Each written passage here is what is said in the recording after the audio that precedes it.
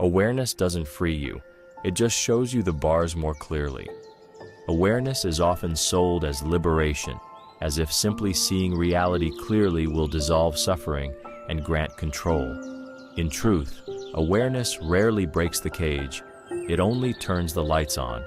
The moment you become aware, you don't escape, you notice. You see the patterns governing your behavior, the fears steering your decisions, the habits repeating themselves despite your best intentions. And once seen, they cannot be unseen. Before awareness, ignorance acts as a sedative. You move through life believing your thoughts are chosen, your reactions justified, your limits external. Awareness removes that comfort.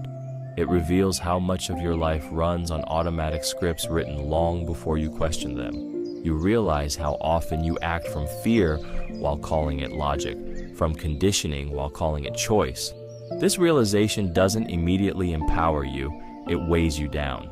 The cruel part is that awareness creates responsibility without instantly granting control. You know why you spiral, yet you still spiral. You recognize the thought loop forming, yet it closes around you anyway. This creates a unique kind of suffering, the pain of understanding paired with the frustration of repetition. The bars aren't new. What's new is your ability to see how solid they are. Awareness sharpens discomfort because it strips away excuses. You can no longer blame the world without also seeing your participation in it. You can't hide behind ignorance once you understand the mechanism. Freedom, if it ever comes, is not a gift of awareness, but a long negotiation with it. Awareness is not the key. It is the map of the prison, drawn in brutal detail, forcing you to sit with the truth that seeing is not the same as escaping. Meaning is something humans invent, so silence doesn't feel so loud. Meaning exists less as a discovery and more as a defense mechanism. When humans look into the vastness of existence, what confronts them first is not purpose, but silence. An unresponsive universe that offers no explanations, no reassurance, no inherent direction. Meaning is created to soften that confrontation. It fills the empty space where answers never arrive. Without it, silence becomes unbearable, pressing in on the mind with questions that have no voice replying back. From childhood, humans are taught narratives to protect them from this void. Stories about destiny, purpose, success, morality, and progress give shape to an otherwise indifferent reality. These ideas are not meaningless, but they are constructed. They exist to prevent the mind from collapsing under the weight of randomness. Meaning provides structure where none is guaranteed. It turns chaos into something that feels survivable. The mind struggles with silence because silence implies nothing is watching, nothing is guiding, and nothing is owed. In that quiet, thoughts echo louder, doubts multiply, and the illusion of control weakens. Meaning becomes a psychological anchor. It gives suffering a reason, effort a reward, and existence a narrative arc. Without it, pain feels arbitrary and joy feels fleeting, which terrifies the thinking mind. Yet the louder the silence beneath life, the more desperately meaning is layered on top. Careers become identities, relationships become proofs, beliefs become shields. Not because they are inherently false, but because they protect against the terrifying possibility that nothing explains itself. Meaning doesn't erase silence, it simply talks over it, just enough to let humans keep moving forward without stopping long enough to hear how quiet existence truly is. The mind questions everything except its own need to question. The mind prides itself on skepticism. It dissects beliefs, challenges assumptions, and searches relentlessly for flaws in ideas, systems, and people. Questioning becomes its badge of intelligence, proof that it is awake and not easily fooled. Yet buried beneath this constant interrogation is an assumption so deeply embedded that it goes unnoticed. The belief that questioning itself is necessary, virtuous, and always useful. Rarely does the mind pause to ask why it needs to question in the first place. The impulse feels automatic, as if curiosity were a moral obligation rather than a habit. Thoughts arise demanding answers, clarity, certainty, and resolution, and the mind obeys without hesitation. It treats unanswered questions as threats, loops to be closed, problems to be solved. In doing so, it never questions whether this constant probing is serving understanding or merely feeding anxiety. Questioning gives the illusion of control. As long as the mind is analyzing, it feels active, protected from uncertainty. Silence feels dangerous because silence offers no leverage. When the mind questions, it feels alive and relevant. It believes that if it stops asking, something will go wrong, something will be missed, or something important will collapse.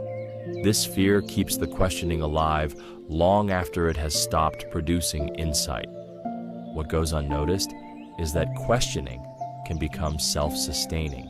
The mind questions because it is conditioned to believe that unexamined moments are wasted moments. Yet some truths dissolve when chased too aggressively, and some understanding only appears when the interrogation ends. The mind resists questioning its own compulsion because doing so threatens its role as the central authority, forcing it to confront the possibility that not every moment requires explanation to be valid. Consciousness is a prison that thinks it's a palace.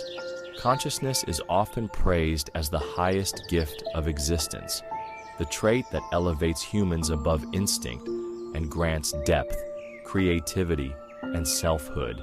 Yet this same consciousness quietly confines. It surrounds the mind with constant awareness of time passing, of identity, of fear, of mortality, while convincing itself that this heightened perception is freedom. The walls are invisible, which makes them easy to mistake for open space. Within consciousness, every experience is filtered through interpretation. Nothing is simply lived. Everything is analyzed, remembered, compared, and anticipated. Joy is interrupted by the fear of losing it. Pain is prolonged by replay and anticipation. Even neutral moments are rarely allowed to remain neutral. Consciousness turns life into a continuous internal commentary, and that commentary never sleeps. The palace feels grand because it is richly furnished with thoughts, emotions, and meaning, but the door is always locked from the inside. What makes this prison effective is its illusion of luxury. Consciousness offers imagination, reflection, and identity, making it feel like a gift rather than a confinement. The mind decorates the walls with beliefs, goals, and narratives, mistaking decoration for freedom. Yet there is no true exit from constant self-awareness. You cannot step outside yourself, only rearrange how the space feels. Instinctual creatures move, rest, fear, and desire without questioning the process. Consciousness removes that simplicity and replaces it with interpretation. Every choice becomes a statement about who you are. Every mistake becomes a story. Every future moment becomes a calculation. The tragedy is not that consciousness traps you, but that it convinces you the bars are chandeliers. You admire the structure, defend it, and protect it, never realizing that the very thing you celebrate is what keeps you pacing inside your own mind. You don't fear death. You fear unfinished thoughts. Death is often described as the ultimate fear, but what truly unsettles the mind is not the end of breathing. It is the interruption of thinking. The terror lies less in non-existence and more in incompletion. The mind clings to its questions, regrets, plans, and narratives, and death threatens to cut the story mid-sentence. What feels frightening is not disappearing, but leaving thoughts unresolved, meanings unconfirmed, and identities unfinished. The human mind is built to seek closure. It wants arcs, conclusions, and coherence. When life continues, unfinished thoughts can be postponed with the belief that there will be time later. Death removes that comfort. It forces the realization that the mind may never get the final clarification it's chasing. Words unsaid, ideas unexplored, truths half understood linger as open loops, and the mind recoils from the idea of them being sealed forever. This is why people fear sudden endings more than gradual ones. It's not the moment of dying that feels unbearable, but the idea of leaving without resolution. The mind imagines its projects abandoned, its questions unanswered, its internal debates frozen. Even legacy is a form of mental continuity, an attempt to let thoughts outlive the body so they can keep moving. If consciousness could truly accept stillness, death would feel quieter. But the thinking mind is restless by design. It defines itself through continuation. To stop thinking feels like betrayal of its purpose. Death represents the ultimate interruption, not of life, but of mental momentum. What you fear is not the void after thought ends, but the awareness that your inner dialogue will not get the chance to finish speaking. Truth is rarely hidden. It's simply unbearable. People often believe truth is difficult to find, buried beneath lies, deception, or complexity. In reality, most truths sit in plain sight, quietly ignored rather than actively concealed. They don't disappear because they are unknown. They disappear because acknowledging them would demand an internal collapse. Truth is avoided not out of ignorance, but out of self-preservation. Unbearable truths threaten identity. They challenge the stories people tell themselves about who they are, why they act the way they do, and what their future promises. To accept certain truths would mean admitting that effort didn't guarantee reward, that love didn't ensure permanence, that intention didn't prevent harm. These realizations don't just inform, they destabilize. The mind resists anything that might dismantle the framework keeping it functional. Truth also strips away comfort. It removes the illusion that things will eventually make sense or align neatly. It exposes randomness, limitation, and personal responsibility in ways that leave no room for excuses. Knowing the truth about a relationship, a belief, or oneself often brings more pain than not knowing. This makes denial feel like wisdom and avoidance feel like intelligence. The unbearable nature of truth lies in its permanence. Once seen, it cannot be reshaped to fit desire. It doesn't argue or soften itself. It simply exists, indifferent to emotional readiness. This is why people reinterpret truth, dilute it, or surround it with noise, not to deceive others, but to protect themselves from its weight. Truth doesn't hide behind walls. It stands openly, waiting for someone willing to endure the consequences of seeing it clearly. Most people don't lack access to truth. They lack the capacity to sit with the discomfort it brings without immediately reaching for something that makes it easier to bear. Overthinking is intelligence with nowhere safe to land. Overthinking is often mistaken for weakness, indecision, or emotional instability, but at its core, it is excess intelligence trapped in an unsafe environment. The mind is capable of depth, pattern recognition, and anticipation.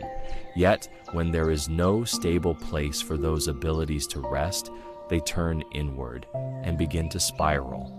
Overthinking is not a lack of thinking skill, but a surplus with no outlet that feels secure.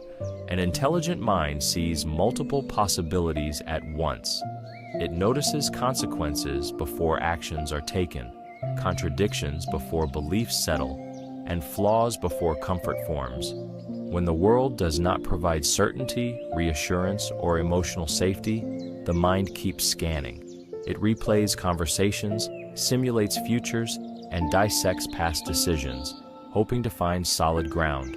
Each thought promises resolution, but none provide it, so the loop continues. What makes overthinking painful is not the complexity of the thoughts, but the absence of trust. Trust in outcomes, in people, in oneself, or in reality itself. Without trust, intelligence becomes hypervigilant. The mind treats uncertainty as danger and analysis as protection. It believes that if it thinks hard enough, it can prevent pain, embarrassment, or loss. Instead, it creates a constant state of mental tension. There is no safe landing because certainty is never achieved. Every answer opens another question. Every decision reveals an alternative path. Every insight exposes a deeper layer. The mind never rests because rest feels irresponsible. Overthinking is intelligence stuck in midair, circling endlessly, afraid to land because landing means choosing, and choosing means accepting the possibility of being wrong. The exhaustion comes not from thinking too much, but from never feeling allowed to stop. Hope is the most elegant form of denial. Hope presents itself as light, as strength, as the reason people endure what would otherwise crush them. It feels noble, necessary, even heroic. Yet beneath its comforting surface, hope often functions as a refined refusal to fully accept what is happening now. It redirects attention away from reality and places it into an imagined future where things resolve, improve, or make sense. In doing so, it softens pain, but it also delays confrontation. The mind uses hope to survive discomfort without having to sit inside it completely. When circumstances feel unbearable, hope whispers that endurance will be rewarded later. This promise makes suffering tolerable, not because it changes reality, but because it postpones emotional reckoning. The present moment becomes something to escape rather than inhabit.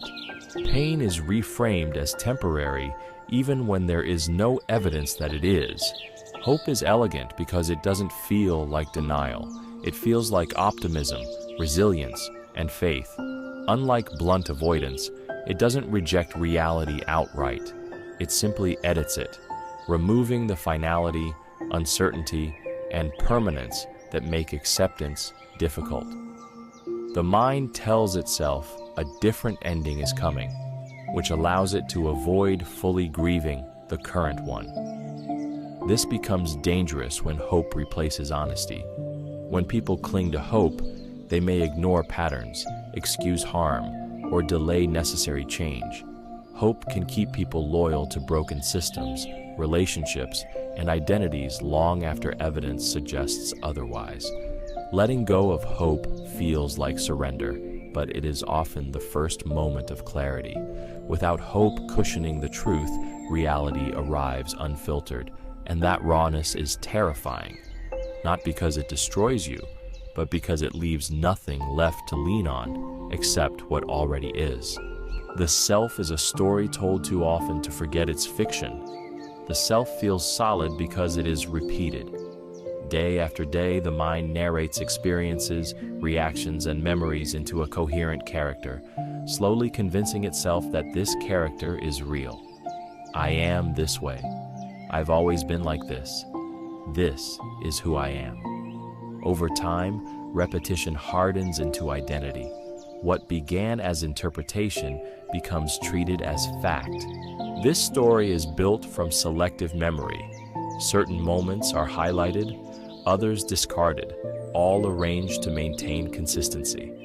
Contradictions are explained away, growth is reframed as continuity, and change is softened into familiarity.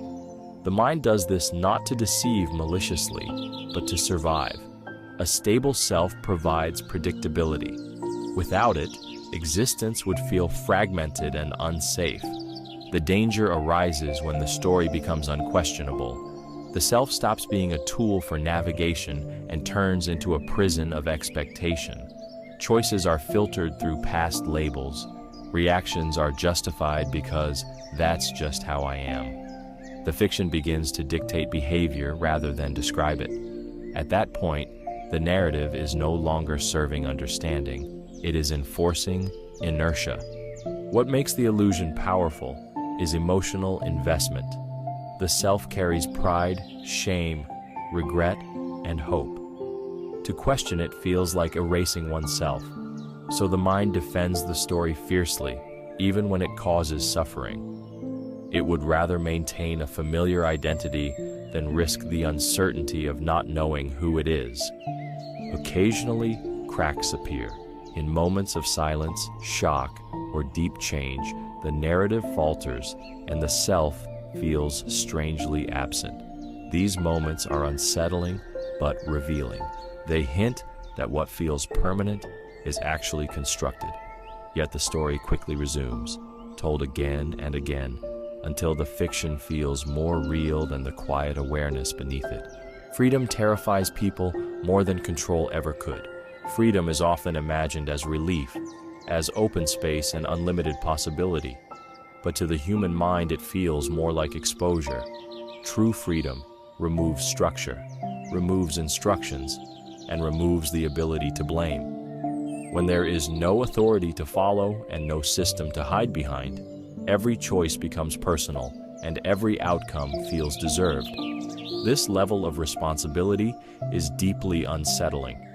Control, even when oppressive, offers predictability. It tells people where the lines are, what is expected, and how to survive within a defined framework. In controlled environments, pain feels justified because it has a cause outside the self. Someone else is responsible. Freedom erases that comfort. It offers no guarantees, no reassurance that effort will be rewarded or that mistakes will be forgiven. The absence of boundaries forces the individual to confront uncertainty without protection. Freedom also demands self-definition. Without external rules, people must decide who they are, what they value, and how they will live. This decision-making never ends. Each moment becomes a reflection of character, and many people are not prepared to face themselves that directly. Control, by contrast, allows identity to be borrowed. Roles replace authenticity, and obedience replaces introspection. The fear of freedom is the fear of standing alone with consequences. It is easier to resent control than to face the anxiety of limitless choice. This is why people willingly submit to routines, beliefs, systems, and relationships that restrict them. They trade possibility for certainty, depth for safety. Freedom doesn't promise happiness, it demands courage. And for many, the weight of that demand feels far heavier than the chains they already know. Most beliefs are habits with better marketing. Beliefs often present themselves as carefully chosen truths, formed through logic, evidence, and personal insight. In reality, most beliefs begin as repeated exposure rather than deliberate reasoning. They are absorbed through culture, family, authority, and environment long before they are questioned. Over time, repetition turns familiarity into certainty, and certainty disguises itself as conviction. A belief feels solid not because it has been tested, but because it has been rehearsed. The mind grows comfortable with ideas it encounters often, mistaking frequency for validity. Language reinforces this comfort. Stories, slogans, traditions, and moral frameworks package beliefs in emotionally appealing ways, making them easier to adopt and harder to challenge. This is where marketing enters, not in the commercial sense alone, but in the emotional framing that makes ideas feel natural and unquestionable. Once installed, beliefs function like habits. They guide reactions, shape judgments, and filter perception automatically. The mind no longer asks whether a belief is true. It asks how to defend it. Contradictory information feels like a threat, not an invitation to re-examine. This is why beliefs persist even when evidence erodes them. Letting go would require unlearning, and unlearning disrupts identity and comfort. The strength of a belief is often proportional to how early it was learned and how socially rewarded it is. The more a belief is reinforced by belonging, approval, or safety, the more deeply it embeds itself.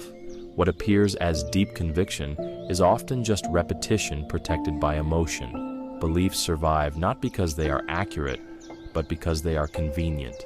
They simplify reality, reduce uncertainty, and spare the mind from constant reevaluation. In this way, beliefs become mental shortcuts dressed up as truths, maintained less by logic and more by habit and the stories that keep them attractive enough to preserve. Memory exists to remind you that change is irreversible. Memory is often described as a tool for learning, nostalgia, and identity. But at its core, it serves a harsher function. It is a record of what can no longer be accessed. Every memory is proof that a moment has passed and cannot be re-entered in its original form. The mind does not preserve experiences to relive them, but to mark the distance between then and now. Memory makes time tangible by showing what has been lost to it. Change becomes undeniable through memory. Without it, transformation would feel seamless, almost invisible. Memory interrupts that illusion. It replays versions of yourself that no longer exist, choices that can't be undone, relationships that shifted or vanished. Even pleasant memories carry a quiet grief because they confirm that the conditions that created them are gone. The mind revisits them not to return, but to measure how far it has moved. This is why memory can feel heavy rather than comforting. It reminds you that growth has a cost, that innocence expires, and that every decision closes more doors than it opens. You cannot step back into an old belief with the same sincerity, nor feel a past emotion without the awareness of its ending. Memory ensures that change is not just experienced, but understood as permanent. The mind uses memory to anchor identity, yet that anchor cuts. You remember who you were to recognize who you are not anymore. Regret, nostalgia, and longing all stem from this function. Memory refuses to let transformation feel clean. It insists that every evolution leaves something behind, and that nothing truly returns untouched.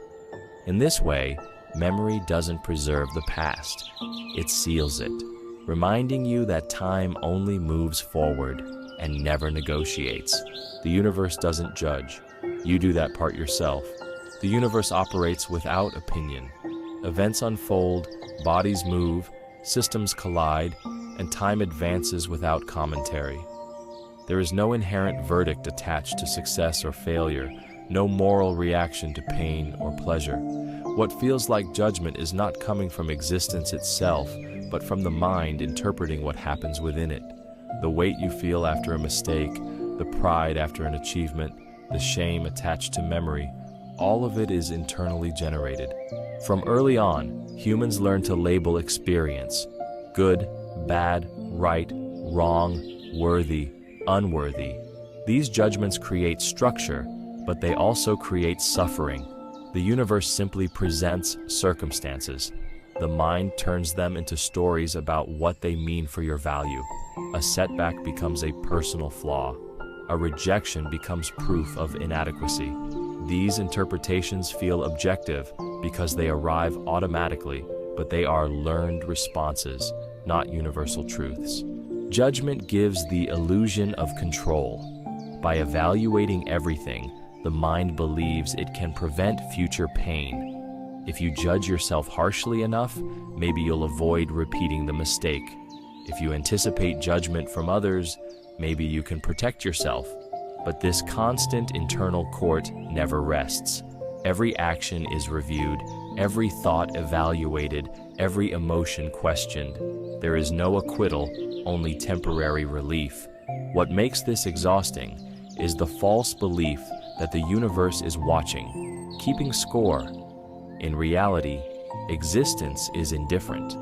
Pain happens without meaning, and joy appears without justification. The universe does not demand perfection, consistency, or redemption. Those pressures come from the mind trying to impose order on randomness. You are not weighed by reality itself, only by the standards you carry inside. And because they are internal, they follow you everywhere, louder than any external consequence. Identity is just repetition mistaken for essence.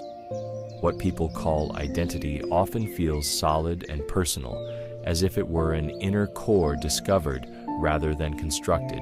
In reality, identity forms through repetition. Thoughts repeated become beliefs. Behaviors repeated become habits, and habits repeated long enough begin to feel like truth. Over time, these patterns harden, and the mind mistakes familiarity for essence. From an early age, certain traits are rewarded and others discouraged. The mind learns which versions of itself are accepted and which are rejected. It repeats what works. Preferences, reactions, opinions, and emotional responses are reinforced through memory and feedback until they feel inherent. Eventually, the pattern becomes self-defining. "This is who I am" replaces "this is what I've done" repeatedly. The danger of identity lies in how convincingly it limits possibility. Once a pattern is labeled as identity, change feels like betrayal rather than evolution. New behaviors feel inauthentic, not because they are false, but because they are unfamiliar. The mind protects identity fiercely, even when it causes suffering, because losing it feels like losing existence itself. Identity also creates predictability, which the mind craves. It allows future behavior to feel known, reducing uncertainty. But this predictability comes at a cost. Repetition narrows perception. You begin responding to life through reflex instead of presence. Experiences are filtered through who you believe you are rather than what is actually happening. What feels like essence is often just momentum. The self is less a fixed truth and more a pattern in motion, reinforced by memory and expectation. Recognizing this can feel destabilizing because it loosens the ground beneath certainty. If identity is repetition, then change is not the loss of self, but the interruption of a loop the mind had grown comfortable calling home. The mind creates problems to justify its existence. The mind does not exist in silence. It exists in activity. When there is nothing to solve, nothing to analyze, nothing to worry about, the mind begins to feel unnecessary. To avoid this threat, it manufactures problems. Not always real ones, but convincing ones. Questions without urgency become emergencies.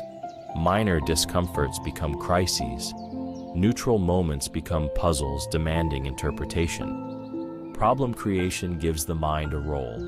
As long as there is something wrong, the mind can claim relevance. It becomes the protector, the planner, the fixer. Without problems, it would be forced to confront an uncomfortable truth. That much of life unfolds without needing constant commentary. This is why peace often feels suspicious. Calm is interpreted as stagnation. Stillness feels like danger because it leaves the mind without a task. The mind also equates value with effort. If something feels easy, it assumes something is being missed. If happiness arrives without struggle, it questions its legitimacy. Problems restore a sense of control. They give the illusion that suffering is productive, that anxiety is preparation, that over-analysis is responsibility. The mind convinces itself that constant engagement is necessary for survival, even when no threat exists. This is why solutions rarely end mental unrest. Solve one problem, and another quietly takes its place.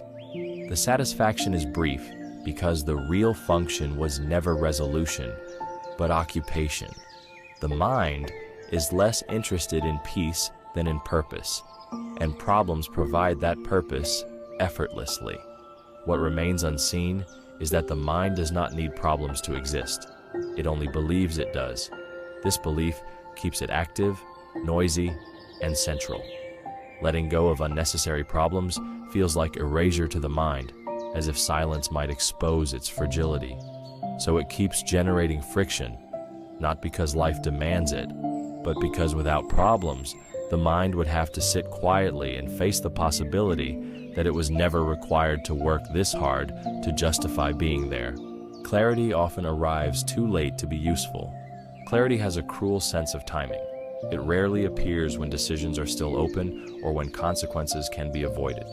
Instead, it tends to arrive after the choice has been made, the damage done, or the moment has passed beyond repair. The mind finally understands what was happening only once there is nothing left to do but accept it. insight follows action, not the other way around. In the moment, the mind is clouded by emotion, urgency, fear, and desire. It justifies, rationalizes, and commits before fully seeing. Only distance brings perspective. Once the noise fades, patterns become obvious. Red flags look unmistakable. Motivations appear transparent. The irony is painful. The understanding you needed most is now informational rather than functional. It explains, but it cannot intervene. This delayed clarity creates a specific kind of regret. You replay moments knowing exactly what should have been said, chosen, or avoided. The mind reconstructs the situation with perfect logic, forgetting that this clarity was unavailable at the time. This illusion makes past mistakes feel stupid rather than human. You judge your former self with knowledge it could not yet access. Clarity's lateness is not accidental. It requires emotional distance, and emotional distance usually comes only after loss, failure, or exhaustion. The mind learns by consequence, not foresight. Understanding is often the price paid for experience, not the tool that prevents it. This is why advice rarely works the way suffering does. You can hear the truth and still not see it. Clarity demands lived context, and by the time it arrives, its role has shifted. It no longer guides your actions.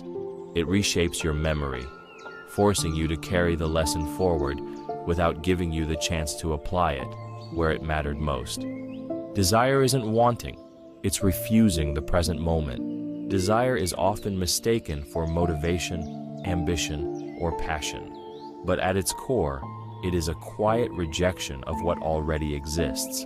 The moment desire arises, the present is judged as insufficient. Something else is imagined as better, necessary, or more complete, and the mind leans toward that imagined future while subtly turning away from now.